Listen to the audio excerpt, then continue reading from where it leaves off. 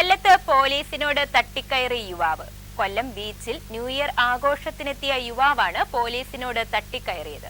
പുതുവത്സരാഘോഷം സുരക്ഷിതമാക്കാൻ കൊല്ലം city police പരിധിയിൽ നിയന്ത്രണങ്ങൾ കർശനമാക്കിയിരുന്നു. അമിത വേഗം തടയുന്നതിന് പ്രധാന റോഡുകളിലും ഇടറോഡുകളിലുമായി 60ഓളം സ്ഥലങ്ങളിൽ ബാരിക്കേഡ് സ്ഥാപിച്ച് പോലീസും എക്സൈസും മോട്ടോർ വാഹന വകുപ്പും സംയുക്തമായി വാഹന പരിശോധന നടത്തിയിരുന്നു. എന്നാൽ സുരക്ഷയ്ക്കായി വിന്യസിച്ചിരുന്ന പോലീസിനോടാണ് യുവാവ് തട്ടിക്കയറിയത്. കൊല്ലം ബീച്ചിൽ ന്യൂ ഇയർ ആഘോഷത്തിനെത്തിയ യുവാവാണ് പോലീസിനോടും തട്ടിക്കയറിയത്. മറ്റൊരു യുവാവുമായി വാക്കേറ്റവും തുടർന്ന് കയ്യാങ്കളിയിലേക്കും കാര്യങ്ങൾ നീങ്ങി. ഈ സമയത്താണ് ബീച്ചിൽ ഡ്യൂട്ടിയിലുണ്ടായിരുന്ന പോലീസ് ഇടപെട്ടത്. ഇതോടെ യുവാവ് പോലീസുകാർക്കെതിരെ തിരിഞ്ഞത്. എന്നാൽ പോലീസ് സംയമനം പാലിച്ചു.